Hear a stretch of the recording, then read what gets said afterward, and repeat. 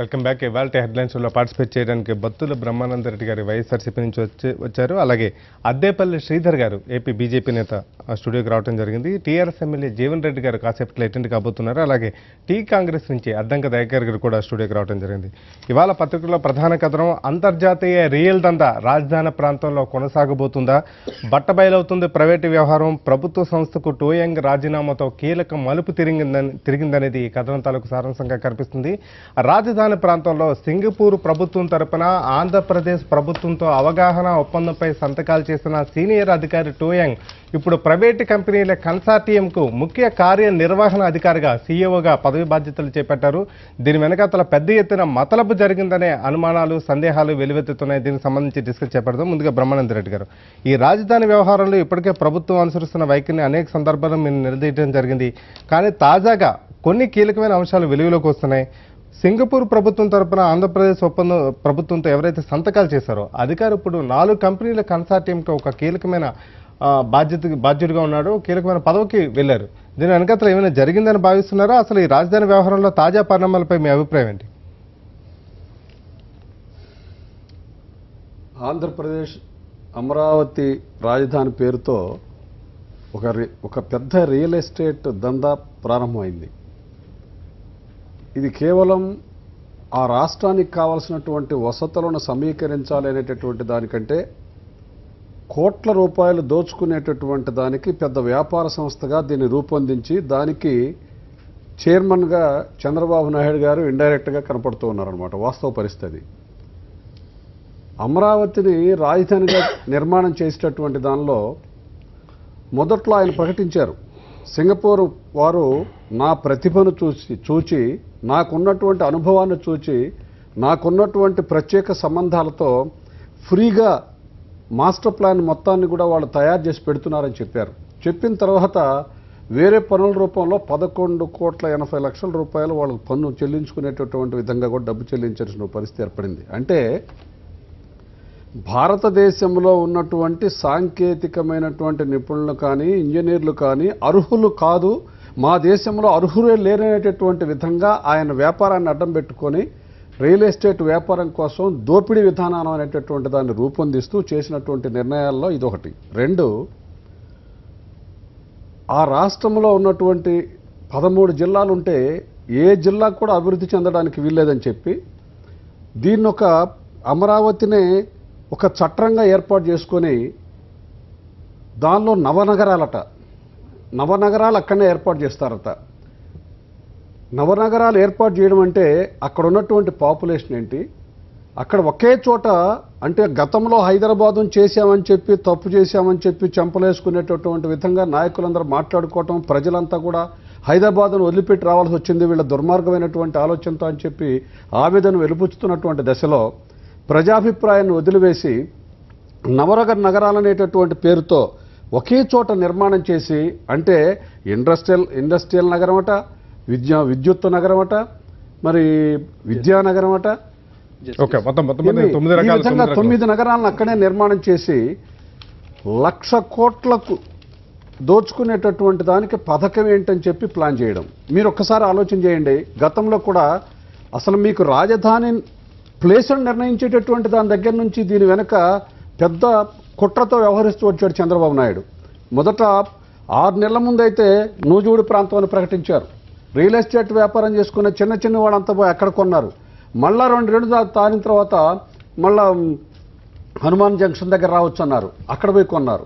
ఆ తర్వాత చేసినటువంటిది చంద్రబాబు నాయుడు గారి యొక్క నాయకత్వంలో ఉండేటటువంటి 4-5 పెద్ద రియల్ ఎస్టేట్ వ్యాపారులతో ఒక కోటరీగా ఏర్పడి ఈ నవనగరాల నిర్మాణం అనేటటువంటి దాన్ని చేపట్టి దీని ద్వారా దోచుకునేటటువంటి దానికి ప్రయత్నం దానిలో భాగంగానే ఈ కుట్ర జరిగింది.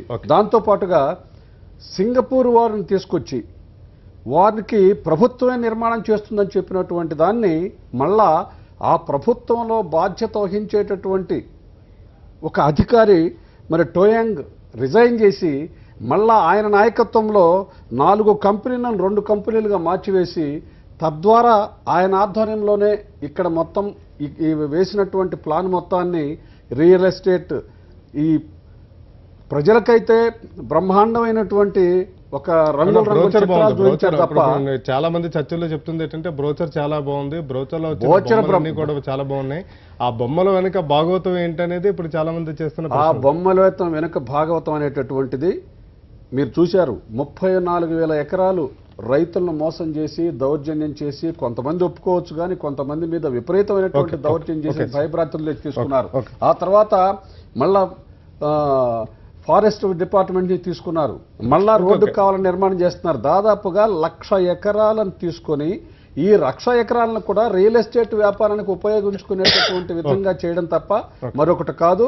ఇది 1,00,000 కోట్లు దోచుకునేటటువంటి దానికి పథకం ఏర్పాటు చేసినటువంటి దానిలో భాగమే. ఇప్పుడు మళ్ళా ఈ టొయంటో రిజైన్ చేసి ఆయన సీఈఓగా ఉండి వీళ్ళకి పనులు చేసి పెట్టేటటువంటి దానికి వస్తున్నారని నా అభిప్రాయం. ఓకే ఓకే శ్రీధర్ గారు, వాస్తవంగా ఈ టోయింగ్ రాజీనామా వెనుకతల కొన్ని సాంకేతికపరమైన అంశాలు ఉన్నాయి. సాంకేతికపరమైన అంశాలతో పాటుగా ఆర్థికంగా వ్యవహారం ఒక చేతుల నుంచి ఇంకో చేతిలోకి ఎలా మారిపోతుంది? ఇన్ని వేల కోట్ల రూపాయలు అంటే దాదాపుగా రాజధాని నిర్మాణానికి దాదాపు 5 లక్షల కోట్ల రూపాయలు ఖర్చు అవుతుందని ఏకంగా చంద్రబాబు నాయుడు గతంలో ఎన్నికలకు ముందే ప్రకటించిన నేపథ్యంలో అంటే దాదాపు 5 లక్షల కోట్ల వ్యవహారంగా దీన్ని చూస్తే కనుక ఈ మొత్తం ఆర్థిక వ్యవహారం ప్రజల చేతుల నుంచి, ప్రభుత్వాల చేతుల నుంచి ఒక ప్రైవేట్ కంపెనీల చేతిలోకి ఎలా మారబోతుంది అనేది మనం సాంకేతికంగా చూస్తే స్టెప్ బై స్టెప్ ఎలా జరుగుతుందంట? అంటే మొదటిది ఏంటంటే శ్రీకృష్ణ కమిటీ క్లియర్గా ఏదైతే కమిటీ వేశారో వాళ్ళు డిసైడ్ చేయాలి. వాళ్ళు 4-5 ప్రపోజల్స్ ఇచ్చారు. కేటగిరీ 1, కేటగిరీ 2, కేటగిరీ 3 అని ఇవి ప్రిఫరెన్సెస్ ఉన్నాయి. అసలు వాళ్ళ ప్రిఫరెన్సెస్లో కానీ వాళ్ళ రికమెండేషన్స్లో కానీ ఎక్కడా కూడా అమరావతి అన్నది లేదు. వేరే they recommended some other areas. అది అప్పుడు చంద్రబాబు నాయుడు గారు సీఎంగా ఉండి వారికున్న సత్సంబంధాలతోనూ బీజేపీతో కూడా నేను చూసుకుంటాను, నాది బాధ్యత, ల్యాండ్ పూలింగ్ అంతా చేస్తాను, భారం ఎక్కువ పెట్టను, వీలైనంత వరకు బ్రహ్మాండంగా చేస్తానని చెప్పి అమరావతి ఫైనలైజ్ చేశారు. అది ఆ విషయం కోర్టులో ఉన్నది. అంటే ఏది వెదర్ అమరావతి లొకేషన్ కరెక్టా కాదా, ప్రాపర్ గా జరిగిందా,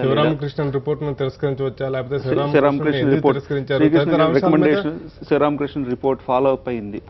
ఆ రికమెండేషన్స్ అంటే ఇప్పుడు అంటే శ్రీకృష్ణ కమిటీ మొదట ఎందుకన్నానంటే అసలు స్టేట్ విభజన కూడా సుప్రీంకోర్టులో ఉన్నది ఒకటి. అంటే శ్రీకృష్ణ కమిటీ రిపోర్ట్ ఈ విధంగా జరగలేదన్నది. నెక్స్ట్ శివరామకృష్ణన్ రిపోర్ట్లో కూడా రికమెండేషన్ ఏదైతే అమరావతి ఉన్నదో అది కూడా కోర్టులో ఉన్నది.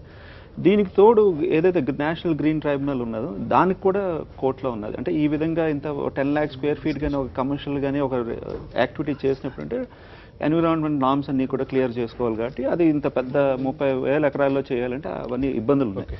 అది కూడా కోర్టులో ఉన్నది. ఇవంతా ఒక ఎత్తు. ప్రజలు కోరుకునేది ఏంటంటే అందరూ కోరుకునేది ఇంక్లూడింగ్ ఎవ్రీబడి ఏంటంటే బ్రహ్మాండంగా క్యాపిటల్ మీరు డిసైడ్ చేశారు, సన్మార్గంలో సత్యదూరం అన్నది అది ఇది అనకి కన్ఫ్యూజన్ చేయకుండా వీలైనంత వరకు క్లీన్గా చేయండి అని అందరూ కోరుకుంటున్నాం. ఇక్కడ ఇబ్బంది ఏమొచ్చిందంటే మొదట సింగపూర్ ప్రభుత్వం అన్నారు, తర్వాత వేరే వాళ్ళు అన్నారు, స్విస్ ఛాలెంజ్ అన్నారు, మ్యాచింగ్ అన్నారు, ఇవన్నీ ఇబ్బందులు వస్తున్నాయి. గ్లోబల్ టెండర్స్ అన్నారు. ఇప్పుడు మనం అందరూ కూడా కోరుకునేది ఏంటంటే బ్రహ్మాండంగా కట్టండి. ఏవైతే లోటుపాట్లు ఇప్పుడు సాక్షి అంటే ఏదో వేరే పేపర్ లేదంటే ఇంకో పేపర్ అని పేర్లు అని కాకుండా ఏదైతే నిలదీస్తున్నారో సీఎం గారు ఆఫీస్ నుంచి రివ్యూ కింద లేదంటే ఒక క్లారిఫికేషన్ ఇవ్వాలి. ఇది ఇలా జరుగుతుంది అంటున్నారు కానీ జరగట్లేదు అనే క్లారిఫికేషన్ ఇవ్వాలి. మనందరం కోరుకునేది ఏంటంటే ఇప్పుడు ప్రభుత్వాలు ఏమి శాశ్వతం కాదు, పార్టీలు శాశ్వతం కాదు. ఈ రోజు ప్రభుత్వం ఏదైతే చేస్తున్నదో అది వచ్చే ప్రభుత్వం కూడా కంటిన్యూ చేసే విధంగా ఉండాలి. అంటే మీకు ఒక విషయం చెప్తాను. అంటే ఎలా ప్రభుత్వాలు నడు హైటెక్ సిటీ అప్పుడు ఎల్ఎన్టీతో జాయింట్ వెంచర్ చేసి 11%కి అగ్రీ అయ్యారండి. ఆ రోజుల్లో కమర్షియల్గా ఏదైనా అగ్రిమెంట్లు ఏమైనా చేయాలంటే 30%, 20%, 40%. ఆ రోజు కన్విన్స్ చేసింది ఏంటంటే ఆంధ్రప్రదేశ్ ప్రభుత్వం ఇది ఫస్ట్ టైం ఒక పెద్ద బిల్డింగ్ కడుతున్నారు, మనకి వచ్చి అన్ని విధాలుగా చేస్తున్నారు, అందుకు మేము ప్రభుత్వం 11% తీసుకుంటాం, 89% ఎల్ఎన్టీకి ఇస్తున్నాం. సరే అదంతా జరిగిన తర్వాత బిల్డింగ్ రావడం వల్ల మైక్రోసాఫ్ట్ రావడం వల్ల ఐటీ కొంచెం పెరిగింది. అంటే అది 11% ఒప్పుకున్నందుకు తప్పొప్పులు ఏంటి అన్నదంటే ఆ రోజు ఒప్పుకున్నాం కాబట్టి ఎల్ఎన్టీ కట్టింది కాబట్టి వాళ్ళకి ఎక్కువ మార్జిన్ మిగిలింది కాబట్టి ఈరోజు ఐటీ అంత బాగా డెవలప్ అయింది. మన 4,000, 3,000 కోట్లు వ్యాపారం ఏదైతే. అదేవిధంగా ఇప్పుడు ఈ ఆంధ్రప్రదేశ్ ప్రభుత్వం ఏదైతే అమరావతిలో చేస్తున్నారో ఎక్కువ మార్జిన్స్ ఎవరైతే డెవలపర్స్కి ఇస్తారో కొంతవరకు ఇబ్బందే. అంటే రీజనబుల్ మార్జిన్ అన్నది ఉంటుంది. ఎక్కువ మార్జిన్ వచ్చేటప్పటికంటే సబ్సిక్వెంట్గా టీడీపీ రాకపోయినా లేదంటే వేరే వాళ్ళు ఎవరు వచ్చినా అదంతా కూడా కోర్టులోకి వెళ్తుంది. ఐఎంజీ భారత్ అకాడమీ చంద్రబాబు నాయుడు గారు ఇచ్చారు, తర్వాత రాజశేఖర ప్రభుత్వం వచ్చింది, కోర్టులో పెండింగ్ ఉన్నది. రహేజా ఏదైతే 100 ఎకరాలు ఇచ్చారో ముందు 20 ఎకరాలు ఇచ్చారో 80, తర్వాత 100, ఆ తర్వాత మళ్ళీ కోర్టులోకి వెళ్ళి వాళ్ళు కాంప్రమైజ్ అయ్యి రహేజా వాళ్ళు తిరిగి డబ్బు కట్టారు. అంటే ఏమైనా డెసిషన్ ఏమీ శాస్త్రం కాదు, అకౌంటబిలిటీ ఉండాలి. ఏదైతే వైట్ పేపర్స్ అంటున్నారో ఆ వైట్ పేపర్స్ కూడా మీరు క్లియర్గా ఇవ్వట్లేదు. అందరూ కూడా కోరుకునేది ఏంటంటే పబ్లిక్ మనీ ఇది, సో పబ్లిక్ మనీ ఇందులో పెడుతున్నారు, పబ్లిక్ ఇన్వెస్ట్ చేస్తున్నారు, పబ్లిక్ ల్యాండ్ ఇన్వాల్వ్ అయింది, ప్రజలు ఉండదలుచుకున్న రాజధాని అని మీరు చెప్తున్నారు. కాబట్టి ఆ ఒప్పందాలు ఏంటి, ఒప్పందాల్లో మీకు మాకు మధ్య కుదిరిన అంశాలు ఏంటి? 100% అండి. ఇప్పుడు ఏదైతే ఇప్పుడు అదే ప్రభుత్వం భూమి అనుకోండి, 100 ఎకరాలు ఏదో ప్రభుత్వం చేస్తున్నారు, యాక్టివిటీ చేస్తున్నారు, దానివల్ల డెవలప్మెంట్ అవుతుంది, ఫ్యాక్టరీలు వస్తాయి, ఉద్యోగాలు వస్తాయి, లేదంటే బాగా టూరిజం పెరుగుతుంది అంటే ఓకే ఫైన్, నో ప్రాబ్లం, కొంచెం వెసులుబాటు ఉంటుంది. కానీ ఇక్కడ వచ్చేటప్పటికంటే ప్రజలు ల్యాండ్ పూలింగ్ లో చేశారు. ఇది కానీ సరిగా చేయకపోతే ఏంటంటే మొత్తం అక్కడ ఉన్న ప్రజలందరూ ఇబ్బంది పడతారు. రేపు పొద్దున్న క్యాపిటల్ కూడా సరిగా రాకుండా కూడా ఇబ్బంది ఉంటుంది. సో మేము అందరం కోరుకునేది కొంచెం అకౌంటబిలిటీ పెంచి ఏదైతే ఇబ్బంది కలుగుతున్నదో అదంతా కూడా దూరం చేయాలి. దయాకర్ గారు, ఈ రాజధాని ఇష్యూకి సంబంధించి కొత్త కొత్త విషయాలు వెలుగులోకి వస్తున్నాయి, అసలు నిరంతర పరిణామం చెందుతూనే ఉంది. ఇది మొత్తం ఈ వ్యవహారాన్ని మీరు ఎలా చూస్తారు, మీ పార్టీ ఎలా రెస్పాండ్ అవుతుంది? ఇప్పుడు ఇది సెకండ్ ఫేజ్ గ్రాఫిక్స్, ఇది సెకండ్ ఫేజ్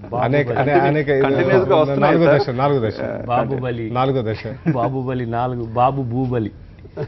అయితే సమస్య ఏంటంటే 2015, 2025, 2035, 2050 అంటే ప్రభుత్వం ఉన్నది 2050 వరకు క్యాపిటల్ కట్టడానికి అన్నట్టుగా చర్చ జరుగుతుంది. గత కొంతకాలంగా జరుగుతున్న చర్చ అంతా కూడా హైదరాబాద్ మన క్యాపిటల్ చుట్టూ, అమరావతి చుట్టే జరుగుతున్నది. రెండవది ఏంటంటే ఈరోజు ప్రభుత్వాలు తమ బాధ్యత నుంచి తప్పించుకోవడం వల్ల ఇంకో ప్రభుత్వం వచ్చి ఇక్కడ క్యాపిటల్ నిర్మించాల్సిన దుస్థితి వచ్చిన పరిస్థితి ఉన్నది. ఇప్పుడు ఈరోజు మనం ఇంతకుముందు అంటే హైదరాబాద్ నిర్మాణం ఎవరు వచ్చి కట్టలేదు. హైదరాబాద్ నిర్మాణం కానీ, ఢిల్లీ నిర్మాణం కానీ, ఢిల్లీ ప్రభుత్వాలు మీన్స్ కేంద్ర ప్రభుత్వాలు, రాష్ట్ర ప్రభుత్వాలు కట్టుకున్న దాని నుంచి 35,000 ఎకరాలు సేకరణ, మళ్ళీ తర్వాత ఎక్విజిషన్, ఇదంతా ఒక చర్చ అన్ని రోజులు జరిగిన పరిస్థితి నుంచి ఈరోజు కంపెనీ మొన్న కూడా కొన్ని రిస్ట్రిక్షన్స్ పెట్టినట్టుగా చూసినాం భూములకు సంబంధించి. తర్వాత వాళ్ళు ఏ రకంగా మీరు ఏది పే చేస్తే మేము ఏం చేయాలనేది ఒక కండిషన్స్. ఫస్ట్ ఏమో ఫ్రీ హ్యాండ్తో వచ్చి తాము సర్వీస్ చేస్తున్నట్టుగా, సెకండ్ ఫేజ్ లో తన కొన్ని కండిషన్స్ పెడుతున్నట్టు, వాళ్ళు ఏదో కండిషన్స్ పెడుతున్నారో మేము ఒప్పుకోవట్లేదు అని ఏదో డ్రామా, ఒక రకమైన ఫెయిలర్. కూడా ఫ్రీ అన్నది ఏది ఉండదు, ఫ్రీ అయితే ఏమి ఉండదు. నమ్మకూడదు, కరెక్ట్, అట్లా కాదు. అంటే ఇప్పుడు బాధ్యత కలిగినటువంటి ముఖ్యమంత్రిగా ప్రకటించింది, లక్షల మంది మీటింగ్ లో కూడా చెప్పాడు ఆయన, నేనంటే నాకున్నటువంటి గుడ్ విల్ ఉందండి, గొప్ప గౌరవంతో ఫ్రీగా చేస్తున్నారు. రెండు యాంగిల్స్ ఉన్నాయి, గుడ్ విల్ ఉంది ఆయనకి, అందులో డౌట్ లేదు. వ్యాపార సంస్థల్లో గుడ్ విల్ బాగానే ఉంది, కాబట్టి తమ అనుయాయులు భూములు కొని మళ్ళీ కంపెనీలకు అమ్మే దిశలో ఒక మోసం జరిగింది. అంటే మీన్స్ మంత్రులు ఎవరో కార్పొరేట్ శక్తులు ఉండి అవన్నీ కూడా భూములను కబ్జా తక్కువ ధరకు సేకరించి, లక్షలలో సేకరించి కోట్లలో అమ్మడం ఒక దందా అయితే, ఈ కోట్లలో అమ్మడానికి మళ్ళీ ప్రభుత్వం రియల్టర్గా మారుతుంది. అంటే 2 ఫేజ్లలో అది వారంటూ 1,00,000 కోట్లని నాకు తెలిసి లింగ్డో గారు ఒక ప్రైవేట్ సమావేశంలో నాగార్జున సాగర్లో అనుకుంటా అంటే టీఆర్ఎస్ నాయకులతో అన్నమాట ఏంటంటే, లక్షల కోట్ల అవినీతి జరుగుతున్నది అక్కడ. ప్రపంచంలో 2వ 3వ అతిపెద్ద స్కామ్గా క్యాపిటల్ నిర్మాణం జరగబోతున్న పరిస్థితిని మరి కేంద్ర ప్రభుత్వం ఏం చేస్తుంది, రాష్ట్ర ప్రభుత్వం యొక్క వాటిని కట్టడి చేయడంలో ఎందుకు ఇలాంటి ఒక రాష్ట్రంలో జరుగుతున్న ఈ తంతును అడ్డుకోవడంలో కేంద్ర ప్రభుత్వం పాత్ర కూడా ఉంటుంది కదా. ఇప్పుడు క్యాపిటల్ నిర్మాణం కొరకు తానెంత వెచ్చిస్తుందనేది సెకండరీ అంశం, కానీ ఇప్పుడు ప్రజల భూములను తీసుకొని వ్యాపారం చేయడం అనేదే ఒక దివాలా కోరుతనం నా ఉద్దేశంలో. వాళ్ళకు చాలా మందితో రైతులతో అనిపించింది, ఇది మేము మా సొంతంగా ఇస్తున్నాము, మాకు ఇంతకుముందు 10 లక్షలే వస్తుండే, ఇప్పుడు 50 లక్షలు వస్తున్నాయి. అసైన్ ల్యాండ్స్ తీసుకున్నారు, ఎస్సీస్ ల్యాండ్స్ తీసుకున్నారు, తర్వాత ఇదేంటి మన ఫారెస్ట్ ల్యాండ్స్. అంటే క్యాపిటల్ నిర్మాణం మేము మాట్లాడితే ఎట్లా ఉంటుంది తెలంగాణలో అంటే మేము ఇంత పెద్ద క్యాపిటల్ కట్టుకోవడం మీకు ఇష్టం లేదా అని అంటారు. క్యాపిటల్ నిర్మాణం కంటే ప్రజల బతుకు అక్కడ ఉంది కదా, వాళ్ళు అదెవరు చూడాలి, దానికి సంబంధించిన చర్చ జరగాలి. అది దాని గురించి ఆలోచించట్లేదు. ఇప్పుడు సగటుగా అక్కడ ఉన్న బీసీ ఎస్సీ ఎస్టీల సమస్యలు ఏమున్నాయి, అసలు వాళ్ళకి సంబంధించిన బతుకు జీవన చిత్రం ఎట్ట చిత్రం అయిపోయింది. నీకు ఇప్పుడు సర్ప్లస్ రెవెన్యూ ఉన్న తెలంగాణ స్టేట్లోనే ఫీజు రియంబర్స్మెంట్ లాంటి అంశాలు, తర్వాత డెఫిసిట్ రెవెన్యూతో సతమతం అవుతుంటే, నువ్వు డెఫిసిట్ రెవెన్యూతో ఉన్నదాన్ని రాష్ట్రాన్ని ఎట్ట నడిపిస్తున్నావు అనేది ఒక చర్చ అయితే, మీరు పత్రికల్లో వస్తున్న వార్తలంతా కూడా డెవలప్మెంట్ యాక్టివిటీకి సంబంధించి వాటి మీద చర్చ, మీ చర్చలన్నీ కూడా అటువైపే పోతున్నాయి.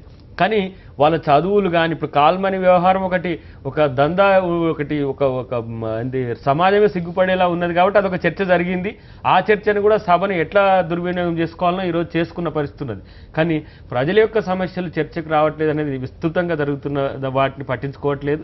క్యాపిటల్ నిర్మాణంతో తను కుటుంబాన్ని రాజకుటుంబంగా చేసుకోవడానికి వేసుకున్న ఎత్తుగడల్లో చంద్రబాబు నాయుడు సక్సీడ్ అవుతున్నారు. ఒక ప్రజాస్వామ్య పునాదుల మీద రాజరికపు కుటుంబాన్ని నిర్మించుకొని మిగతా పార్టీలకు లేకుండా చేసే ప్రక్రియకు అంత పని చేస్తుంటే బీజేపీ ఏం చేస్తుంది అనేది నా ప్రశ్న. జాతీయ పార్టీ దేశ రాజధాని రాష్ట్ర రాజధాని 1,00,000 ఎకరాల్లో నిర్మాణం చేయవలసినటువంటి అవసరం ఏంటి? అక్కడ జనాభా ఎంతమంది ఉన్నారు? 13 జిల్లాల్లో పూర్తిగా ఎక్కడ అభివృద్ధి అనేటటువంటి అవకాశం లేకుండా ఉత్తరప్రదేశ్ మాట్లాడి గూర్గాంని, తర్వాత మన నోయిడాని, గ్రేటర్ నోయిడాని, అంటే పంజాబ్, ఉత్తరప్రదేశ్ ఆ ప్రాంతాల్లో ఆ రాష్ట్రాలు బలపడేట్టుగా మనం నిర్మాణం చేసుకున్నాం. ఒకటి టెక్నాలజికల్ సిటీ అయితే ఒకటి ఇండస్ట్రియల్ సిటీగా ఇట్లా మనం ఢిల్లీ టెరిటోరియల్ చాలా చిన్నదైనప్పటికీ ఉత్తరప్రదేశ్ లో చొచ్చుకొని పోయి రాజస్థాన్ ప్రాంతానికి కూడా మనం పోయిన పరిస్థితి ఉన్నది. కానీ ఈ రోజు క్యాపిటల్ మాత్రమే ఆంధ్రప్రదేశ్ ఏర్పాటు కారణం. ఆంధ్రప్రదేశ్ ఏర్పాటు అయిందే క్యాపిటల్ చంద్రబాబు నాయుడు గారు మాట్లాడితే 2030, 2050 వరకు ఇది ప్రణాళిక నేను నిర్ణయం చేస్తున్నాను అంటున్నా. అంటే వారిని ఎన్నిక చేసింది 5 సంవత్సరాలు లేకపోతే 50 వరకు ఎన్నిక చేశారు సార్. ఇదేమన్నా కమ్యూనిస్ట్ చేసినా ప్రణాళిక ఎవరు వచ్చినా కంటిన్యూ చేయడానికి అది కాదు కదా. అది మీరు ఖండించలేరండి. మాస్టర్ ప్లాన్ అన్నది ఉండాలి. మాస్టర్ ప్లాన్ ఉన్నప్పుడు ప్లానింగ్ అన్నది ఉండాలి. ఎప్పుడు కూడా మాస్టర్ ప్లాన్ అంటే అసలు ఆ రాష్ట్ర వైశాల్యం ఎంతో దాని మొత్తాన్ని కూడా అంటే దాంతో సంబంధం లేదు. మీరు ఆలోచించలేకపోయారు కాబట్టి మీరు అలాగా అనుకోవడం. చంద్రబాబు నాయుడు గారి యొక్క ఉండాలి, ఫాలో అప్ ఉండాలి. ఒక బంకర్ లాగా దాని చుట్టూ ఏర్పాటు చేసుకోవాలి ఒక స్ట్రక్చర్. అది రాష్ట్ర మొత్తానికి అవసరం లేదా? ఎన్ని హబ్బులు సార్? అనంతపురం ప్రాంతం హబ్ అంటారు, ఇండస్ట్రియల్ హబ్ అంటారు, ప్రకాశం హబ్ అంటారు. ఎక్కడ పోతే అక్కడ హబ్ అని చెప్తారే. మరి ఇక్కడ నవనగరాలు ఇక్కడ నిర్మాణం చేస్తే ఇంకా ఎక్కడ హబ్బులు నిర్మాణం అవుతాయి? ఎక్కడ మీరు ఇండస్ట్రియల్ చేస్తారు? ఎక్కడ అభివృద్ధి వికేంద్రీకరణ మరొక సబ్జెక్ట్. అసలు రైతుల గురించి పట్టించుకుంది లేదు. మళ్ళీ భూములు తీసుకుని రైతులకు ఎక్కడే వాళ్ళు. ప్రపంచ దేశంలో సింగపూర్, మలేషియా లాంటి దేశాలకు రాజధానులకే 2,500 ఎకరాల చాలా బ్రహ్మాండంగా one of the best capital city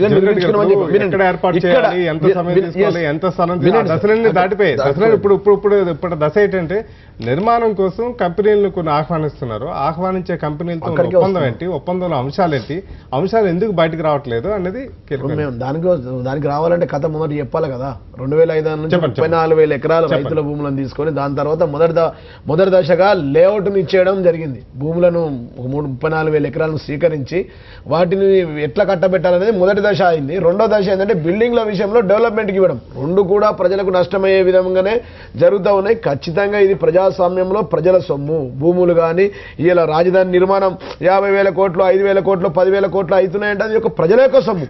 ప్రజలకు బాధ్యతాయుతంగా ప్రతి ప్రభుత్వం ప్రతి లెక్క హిసాబును కితాబును ఇవ్వాల్సిన బాధ్యత ప్రభుత్వాలు.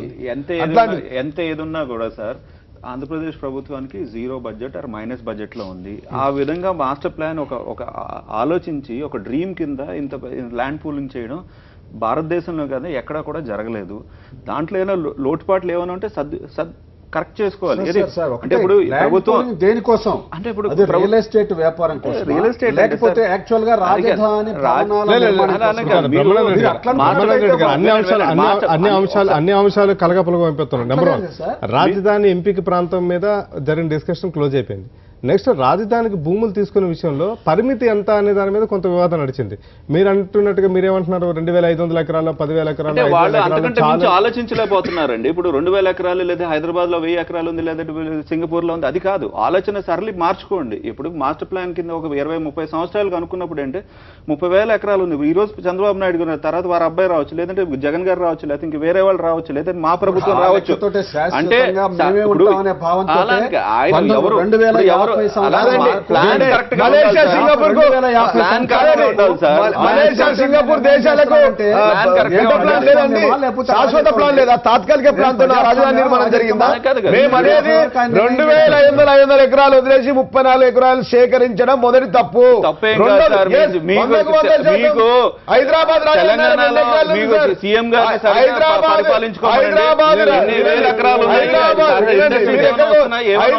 రాజధాని నగరం సార్, నేను ఒక మాట అడుగుతా, హైదరాబాద్ రాజధాని ఎన్ని ఎకరాలు ఉంది చెప్పండి సార్. చాలా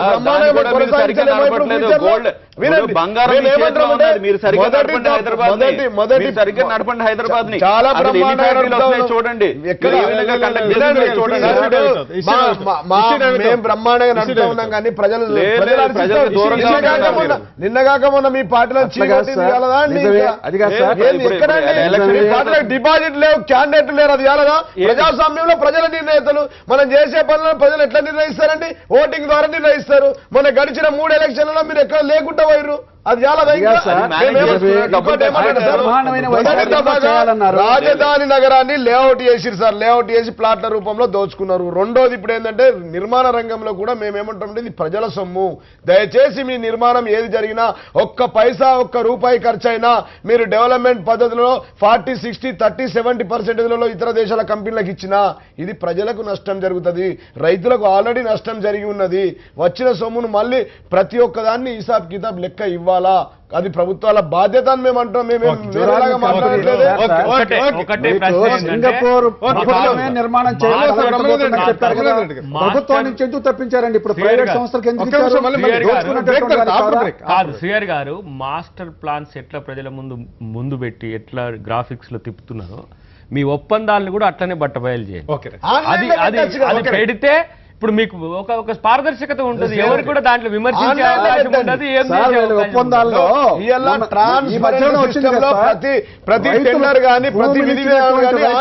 కండిషన్స్ పెట్టారు వాళ్ళ ప్రభుత్వం.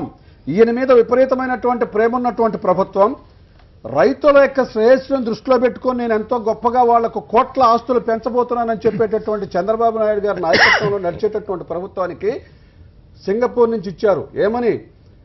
రైతులు భూములు ఇచ్చినటువంటి వారికి ప్లాట్లు ఇచ్చేది 25 కిలోమీటర్ల దూరంలో ఉంటాయి తప్ప ఇంకోటి కాదని.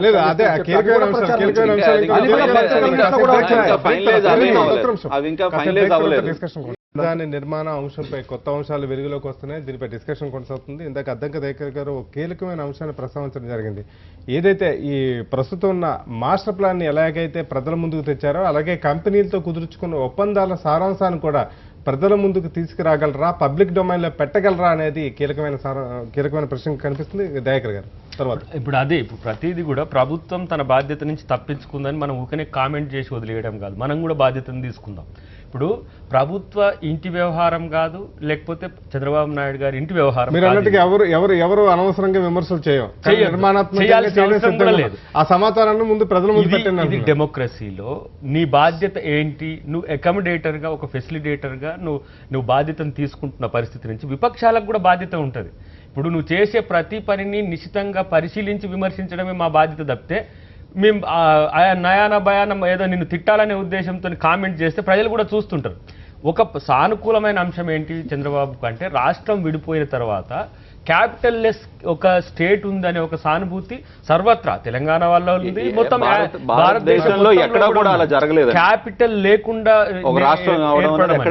ఆ సానుభూతిని ఎన్కాష్ చేసుకోవడానికి కాకుండా ప్రజా ప్రయోజనాల కొరకు విస్తృతంగా మీరు ప్రయత్నం చేస్తే మనం ఇంతకుముందు ఆఫ్ ది రికార్డులో మాట్లాడుకుంటున్నట్టు కాక అక్కడ ఏర్పాటు చేయబోయే కంపెనీస్తో పాటు రోడ్లకు కానీ వాటికి సంబంధించి కనుక లేఅవుట్ తీసుకొని ఉంటే రైతులు కూడా స్వచ్ఛందంగా ఈ డెవలప్మెంట్తో సగం భూమిని ఇచ్చే ప్రయత్నం ఉంటుండే. సరే ఎక్విజిషనా లేకపోతే తీసుకోవడమా లాక్కోవడం అనే విషయాన్ని చర్చ పక్కకు పెడదాం. ఆ స్టేజ్లన్నీ దాటినాయి, మీరు అన్నట్టు 3-4 స్టేజ్లు దాటినాయి. ఇప్పుడు ఆ టోయంగ్ అనేటోడు రాజీనామా చేసిన తర్వాత వచ్చిన రాబోతున్న ఉపద్రవం ఏంటి, వాళ్ళు పెడుతున్న కండిషన్స్ ఏంటి అనేది ఒక చర్చ అయితే, ఈరోజు ప్రభుత్వం ఒప్పందాలను హైడ్ చేయడం వెనుక ఉన్న ఆ ప్రైవేట్ వ్యవహారం ఏందనేది ఈ రోజు మన చర్చ. అగ్రిమెంట్స్ అవ్వలేదండి, పేపర్లో ఏ వచ్చినా కూడా బయటకు వస్తాయి కదా మనకు. అగ్రిమెంట్స్ ఏమన్నా కూడా ఇప్పుడు అయిపోయినాయి అంటున్నారు, ఇంకా సంతకం అయిందా లేదా ఇవన్నీ కూడా బయటకు రావాలి. మీరు ఒకటి చెప్పు, అభిష్టం మీద ఇబ్బంది వచ్చింది, అభిష్ట లోకేష్ గారికి మిత్రుడు లేదంటే సీఎం ఆఫీస్ లో ఉన్నారు అన్నది ఆయన ఆలోచించారు, పునరాలోచించి ఆయన అభిష్ట గారిని తీసేశారు. ఒకటి అది శుభ సూచకం. అట్లా కాదు, అలా అని కాదు, ఆలోచించి తీసేసింది అట్లా కాదు. మీరు వెయిట్. ఇప్పటి వరకు ఆయన ద్వారా వీరు చేసినటువంటి వెనక భోగవతం మొత్తాన్ని భవిష్యత్తులో బయట పెడతారు అని చెప్పి ఆయన తప్పించారు తప్ప ఆయన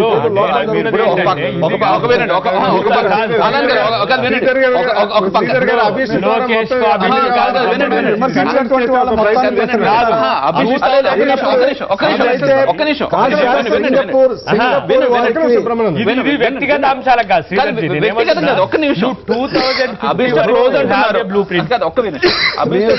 క్లోజ్ అంటారు, చర్చను పరిమితం చేస్తారు. వ్యక్తులకు చర్చ పరిమితం చేయడం వల్ల వచ్చేది ఏం లేదు. రాజకీయ విమర్శలు 2050 వరకు మీరు బ్లూ ప్రింట్ ఉన్నది. ఏ ప్రభుత్వం వచ్చినా ఆంధ్రప్రదేశ్ ప్రభుత్వం ఇప్పుడు మనకు అసెంబ్లీ ఎక్కడ కడతామనే దాని దగ్గర కానీ, సెక్రటరియట్లు ఎక్కడ ఉంటాయి కానీ, తర్వాత వింగ్స్ ఎక్కడ ఉంటాయి అనే దానికంటే కూడా రాజధాని ఎక్కడ ఉంటుంది అన్న దాని మీద ఇప్పుడు ఏ వ్యవహారాన్ని టేకప్ చేస్తుంది అనేది లేదు. డీటెయిల్డ్ ప్రాజెక్ట్ రిపోర్ట్ మీరు ఏంది ఓవరాల్ స్ట్రక్చర్ ఇచ్చిండు. నేను ఇగో 2050 వరకు ఇన్ని లక్షల కోట్లతో ఈ నిర్మాణం చేయబోతున్నాం అనేది అదంతా ప్రజలదే. ఇప్పుడు టోయాంగ్ తర్వాత వస్తున్న అనుమానాలు ఏంటి అంటే, ఆ మర్జ్ అవుతున్న కంపెనీ ఆంధ్రప్రదేశ్ క్యాపిటల్ కట్టడానికే ఒక కుయుక్తులతో కూడిన ఒక కంపెనీగా మారబోతుందా, లేకపోతే ఆ ప్రభుత్వం ఆ బాధ్యత నుంచి తప్పించుకోవడానికి ఈ ప్రభుత్వానికి బెనిఫిట్ చేయడానికి ఏమైనా లోపాయకార ఒప్పందాలు ఉన్నాయా? ఇవన్నీ కూడా చర్చకు వస్తున్న పరిస్థితి. సింగపూర్లో అనేక బ్యాంకుల్లో మూలుగుతున్న నల్లధనం వేరు రూపాల్లో ఈ కంపెనీలకు చేరబోతున్నాయంటూ కొన్ని రకమైన వార్తా కథనాలు నేను అదే అంటున్నా. ఇప్పుడు నేను ఒకటి డెవలప్మెంట్ యాక్టివిటీ అంతా కూడా బ్లాక్ మనీతో ఇంటర్లింక్ అయి ఉంటుంది. మనం ఓపెన్ గా డిస్కస్ చేసుకోవచ్చు, దీంట్లో ఏం పెద్ద దాయాల్సిన అవసరం లేదు. ఇప్పుడు ఇక్కడ హైదరాబాద్ లో విల్లాస్ కడుతున్నాయి కానీ ఏం రియల్టర్ వ్యాపారం అంతా కూడా నీకు డైరెక్ట్ ల్యాండ్ కొనుగోలంటే వైట్ మనీ కట్టాలని ఎవరు ల్యాండ్ కొనడు, కానీ డెవలప్మెంట్ యాక్టివిటీ అంటే కంపల్సరీ దాంట్లో మర్జ్ అయి ఉంటుంది. ప్రతి ఒక్క అంశం కూడా బ్లాక్ మనీతో తను ఎస్టాబ్లిష్ చేసుకుని వైట్ గా మార్చుకుని ఒక కుట్ర ఉంటుంది. ఇట్లా అంతర్జాతీయంగా ఒక మాఫియా ఈ క్యాపిటల్ నిర్మాణం కొరకున్నది. కొన్ని దేశాలు ప్రభుత్వాలు ఈ ఇతర దేశాల్లో డెవలపింగ్ కంట్రీస్ యొక్క క్యాపిటల్స్, ఇండస్ట్రియల్ సిటీస్ కడతామని రావడం వెనుక ఇంటెన్షన్ అదే. వరల్డ్ వైడ్ గా జరుగుతున్న ఈ దందాను ఆంధ్రప్రదేశ్లో వాడడానికి ప్రయత్నం చేయకపోతే మీరు క్లియర్గా ఒప్పందాల యొక్క వివరాలను బయట పెట్టండి. దాని మీద అప్పుడు నోరు మూర్చుకునే ఎవరు మాట్లాడినా కూడా ఇగో ఈ అంశానికి సంబంధించి ఇంత ఉందని చెప్పుకునే ప్రయత్నం చేస్తుంది. పర్సెంటేజ్ ఆఫ్ బెనిఫిట్స్ అని అవన్నీ కామన్ థింగ్స్. ఎవరైనా కూడా పని ఊరికే చేయరు, ఊరికే చేయాలని కూడా ఎవరు కోరుకోం. అది ఎప్పుడో దాటిపోయింది. ప్రభుత్వాలు ప్రజా ప్రయోజనాల కొరకు లాభాపేక్షతో లేకుండా కట్టడాలు నిర్మించాలనేది మనం రాజ్యాంగంలో రాసుకున్నాం. కానీ అక్కడి నుంచి తప్పించుకుంటున్న ప్రయత్నంలో నా మెయిన్ అలిగేషన్ ఏంటంటే, మెట్రోను మనం కేంద్ర ప్రభుత్వం ఇస్తున్నాం, అట్లనే మిగతా కొన్ని అంశాలు కేంద్ర ప్రభుత్వం యొక్క సాయంతో క్యాపిటల్ నిర్మాణంలో ఉన్నాయి. ఇలాంటి జరుగుతున్నప్పుడు కేంద్ర ప్రభుత్వం ఇంటర్వ్యూన్ లేకపోవడం వెనుక తన బాధ్యతల నుంచి తను కూడా హైదరాబాద్ లో ఒక మెట్రో రైలు క్యాపిటల్ నిర్మాణం మెట్రో రైలు నిర్మాణానికి సంబంధించి గతంలో ఒక కంపెనీతో ప్రభుత్వం ఒప్పందం చేసుకున్నప్పుడు మీరు కిలోమీటర్ కి ఎంత విధిస్తారు, లేకపోతే కిలోమీటర్కి ఎంత ఛార్జ్ వసూలు చేస్తారు, ఎక్కడెక్కడ మాల్స్ ఏర్పాటు చేస్తారు, దానిపై ప్రభుత్వానికి రెవెన్యూ ఏ విధంగా ఇస్తారు, ఎన్ని సంవత్సరాలకు ఇస్తారని కంప్లీట్ డీటెయిల్డ్ ప్రాజెక్ట్ ని ప్రజల ముందు ఉంచిన సందర్భంలో ఆ ప్రాజెక్ట్ కి ఇప్పుడు ఎవరు అభ్యంతరాలు చెప్పారు. ప్రతి ఒక్క రైల్వే స్టేషన్ ఎంత బెనిఫిట్స్ హైదరాబాద్ వేరు, అమరావతి వేరు. మెట్రో ఏదైతే మెట్రో అమరావతి దగ్గర వస్తుంది, ఏదైతే క్యాపిటల్ విజయవాడ, గుంటూరు, అమరావతి దగ్గర వస్తున్న మెట్రో లాస్, అందులో డౌటే లేదు. ఎవరు కూడా ముందరికి రారు. అలాంటి విషయంలో భారతదేశం ప్రభుత్వం చెప్పట్లేదు.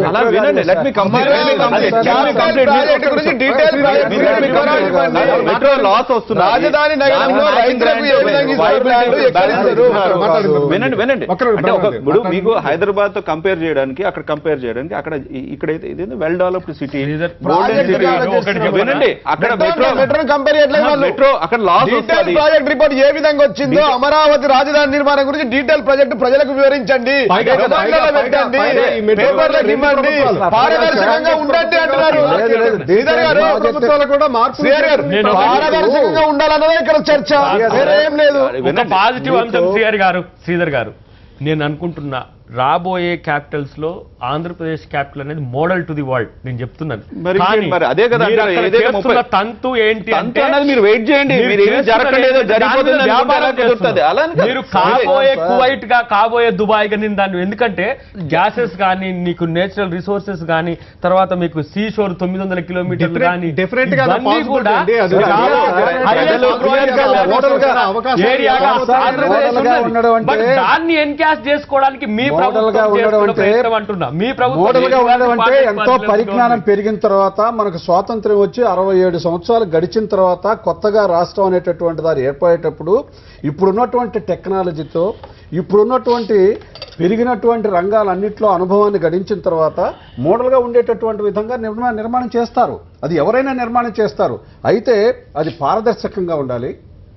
ప్రభుత్వం యొక్క బాధ్యత ఉండినా కూడా అన్ని రాజకీయ పార్టీలకు సంబంధించి మీరు సమావేశం ఏర్పాటు చేసుకొని మీరు మీ మాస్టర్ ప్లాన్ కానీ ఏదైనా దాని మీద చర్చ జరిపి దానిలో ప్రజల్లో పెట్టి ఇది పారదర్శకంగా చేస్తున్నాము అని చెప్పాలి.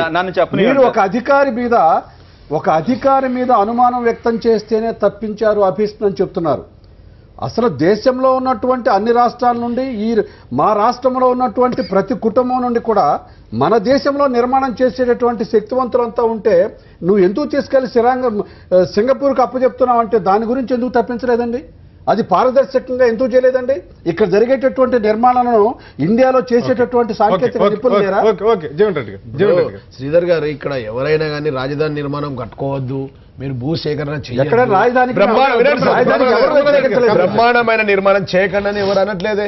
మా పార్టీ నుంచి కానీ కాంగ్రెస్ నుంచి కానీ బీజేపీ నుంచి మేము ఏమంటామంటే మీరు ఏదైతే పని చేస్తా ఉన్నారో రాజధాని నిర్మాణం ఉందో పారదర్శకంగా ఉండాలా. ప్రతి ఒక ఇల్లు నిర్మాణం జరిగితే దానికి డీటెయిల్ ప్రాజెక్ట్ రిపోర్ట్ ఉంటుంది, దానికి కాస్ట్ ఉంటుంది, దానికి 4 టెండర్లు పిలుస్తాం, వాళ్ళతో ఒప్పందాలకు మన షరతులు ఏముంటాయి, ఎంత బడ్జెట్ ఉంటుంది, ఒకవేళ రైతులకు మనం భూములు ఇస్తా ఉన్నాం ఆ రైతులకు ఎటువైపు ఇస్తాం, ఈస్ట్ ఇస్తామా, నార్త్ ఇస్తామా, సౌత్ ఇస్తామా, 50 కిలోమీటర్ అవతలు ఇస్తామా, 50 కిలోమీటర్ లోపల ఇస్తామా, విత్ ఇన్ ద సిటీలో ఇస్తామా, 3 టవర్లు కడితే ఆ టవర్ల పక్కకు ఈ 3వ టవర్ ఇస్తామా. పారదర్శకంగా ప్రజలకు తెలియచెప్పాల్సిన బాధ్యత ప్రజాస్వామ్యంలో ప్రభుత్వాలని చెప్పి మాట్లాడుతూ ఉన్నాం. మీరు బ్రహ్మాండం కట్టండి. ఒకవేళ రాజధాని నగరాన్ని ప్రపంచంలో గొప్ప క్యాపిటల్ సిటీ కడితే మన దేశానికే పేరు వస్తుంది. పక్క రాష్ట్రంలో మాకు కూడా ఇటువైపు రాజధాని నగరానికి కూడా పేరు వస్తుంది. హైదరాబాద్ పక్కనే ఇంకో గొప్ప మహానగరం ఉందని మాకు కూడా మంచిగా ఉంటుంది. మాకు అభ్యంతరాలు అక్కడ లేదు. ఏది చేసినా ట్రాన్స్పరెంట్ గా చేయండి, పబ్లిక్ డొమైన్ లో పెట్టి చేయండి, డీటెయిల్ ప్రాజెక్ట్ రిపోర్ట్ ఇవ్వండి. ఒక కంపెనీ 1950లో ఇంటి నమూనాకి 1990లో కట్టాల్సిన ఇంటి నమూనాకి 2015లో కట్టాల్సిన ఇంటి నమూనాకి ఖచ్చితంగా తేడా ఉంటుంది. అదేదో కాలం తాలూకు పరిస్థితి కానీ కట్టే వాళ్ళ తాలూకు నైపుణ్యం కాదు, పెరిగిన సాంకేతిక పరిజ్ఞానం కావచ్చు, వనరులు అందుబాటులో రావచ్చు, కొత్త టెక్నాలజీలు అందుబాటులో రావచ్చు, ఖచ్చితంగా డెఫినెట్ గా కొత్తగానే ఉంటుంది. కానీ ఆ కట్టే విధానంలో మీరు అన్నట్టుగా పారదర్శకత అనేది ఎంతవరకు ఉన్నదే ఇప్పుడు ట్రాన్స్పరెంట్ అనేది ఇంపార్టెంట్. మీరు ఓపిక పట్టాలి. ప్రజలు కూడా ఇప్పుడు దాకా 1 సెంటు భూమి ఎవరికి ఇవ్వలేదు. ఏదైతే 30,000 ఎకరాలు ఏదైతే ఫారెస్ట్ డైవర్షన్ ఏదైతే ప్రభుత్వం బీజేపీ ప్రభుత్వాన్ని అడిగారో అవన్నీ ప్రాసెస్లో ఉన్నాయి. మాస్టర్ డెవలపర్ని ఫైనలైజ్ చేసి డ్రాఫ్ట్ ఇచ్చారు. 30 రోజుల వరకు దాంట్లో కరెక్షన్స్ జరగచ్చు. ఇప్పుడు ప్రజలు ఎవరైతే రైతులు ల్యాండ్ పూలింగ్కి ఇచ్చారో వాళ్ళ ఒపీనియన్ తీసుకుని వాళ్ళకి ఏ విధంగా కావాలి ఏంటి అని కేటగిరీ వైఎస్ఆర్ పార్టీ అసెంబ్లీలో క్వశ్చన్ చేయకుండా అస్తమాను బాయ్కాట్ చేసి వాకౌట్ చేస్తూ ఉంటే ఎలా కుదురుతుంది? మీరు నిలబెట్టుకుని అక్కడ క్వశ్చన్ చేయాలి, అక్కడ క్వశ్చన్ చేయకుండా కాదు. మీరు అక్కడ ఎక్కడ క్వశ్చన్ చేయాలి అక్కడ క్వశ్చన్ చేయకుండా బయటకు వచ్చి ప్రెస్ మీట్ పెడితే నాయకుడు కాబట్టి మైక్ ఇవ్వక తప్పదు కాబట్టి ఇవ్వడం తప్ప ఎవరైనా నీకు అపోజిషన్ లో 67 మంది శాసనసభ్యులు ఉంటే మైక్ ఇచ్చేటటువంటి దానికి ముందుకు వస్తున్నారా? ప్రశ్న అడుగుతుంటే దాన్ని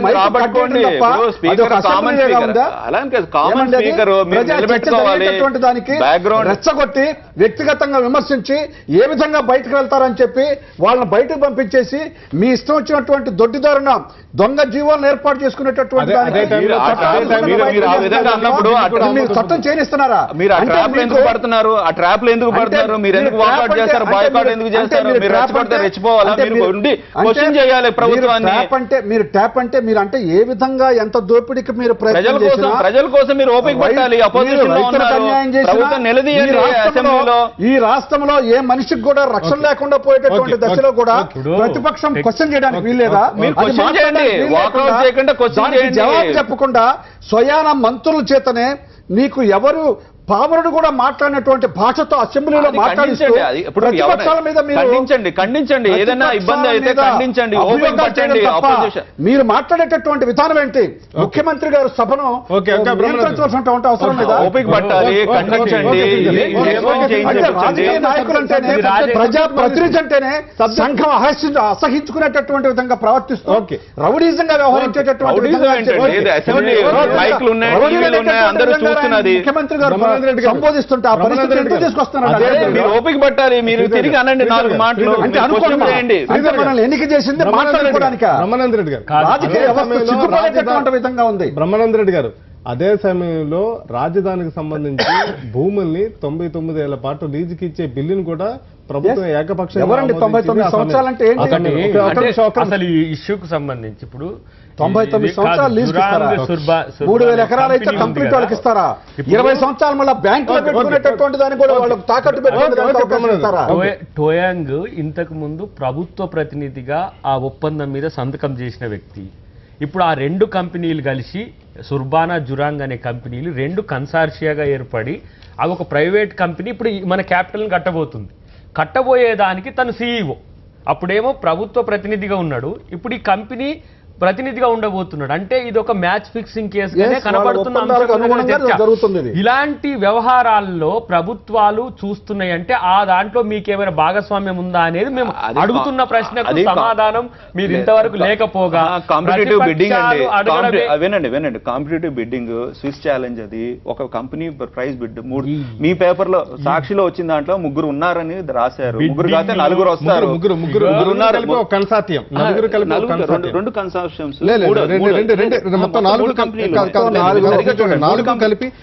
కంపెనీలు 2 కన్సార్షియం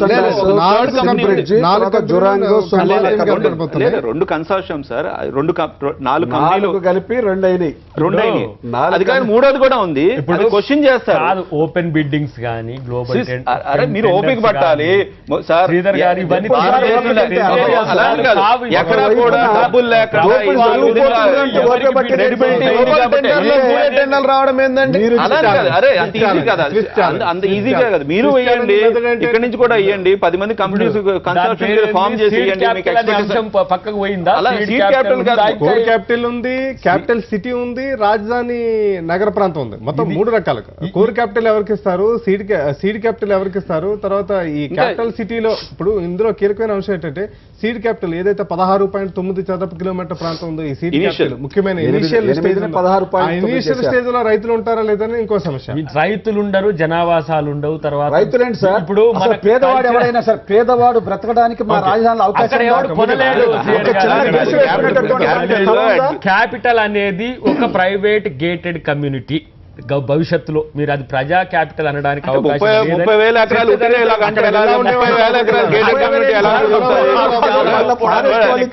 సెక్రటేరియట్ లో మనుషులు ఉంటారా, లేకపోతే హైకోర్టు లో మనుషులు ఉంటారా? లేదు, అలా మాట్లాడకండి. హైకోర్టు లో మనుషులు ఉంటారా? లేకుండా చేసే చర్చ మీరు చాలా పెద్ద ఏమీ కాదు. ఏదైతే సీట్ క్యాపిటల్ అడ్మినిస్ట్రేటివ్ ఆఫీసర్స్ ఉంటాయి.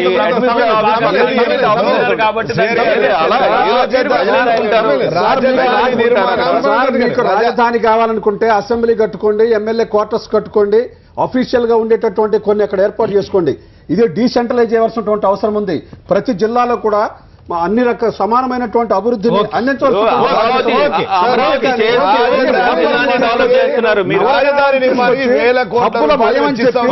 వాళ్ళ చుట్టూ రూపాయలు, లక్షల కోట్ల రూపాయలు దీన్ని ఖర్చు పెట్టబోతా ఉన్నారు. ఒక పెద్ద విజయంతో ఉన్నారు. దీంట్లో కేంద్ర ప్రభుత్వం కూడా సహకారం చేస్తుంది. దీంట్లో డబ్బులు ఉంటాయి కాబట్టి మనందరి సొమ్ము ఉంది ఇక్కడ. ఈ రాష్ట్రం యొక్క సొమ్ము కూడా ఆ రాష్ట్ర రాజధానిలో ఉన్నది కాబట్టి ట్రాన్స్పరెంట్ గా ఉండాలి, పారదర్శకంగా ఉండాలి. ప్రతిదీ కూడా ప్రజలకు నచ్చే విధంగా ప్రజాస్వామ్యంలో పాలక పక్షాలు నిర్మాణంపై కొత్త అంశాలకు వెలుగులోకి వచ్చిన నేపథ్యంలో జరిగిన డిస్కషన్. ఇవాళ హెడ్లైన్ షోలో పార్టిసిపేట్ చేసిన బ్రహ్మానంద రెడ్డి గారికి, అద్దేపల్లి శ్రీధర్ గారికి, జీవన్ రెడ్డి గారికి, దయాకర్ గారికి అందరికీ ధన్యవాదాలు.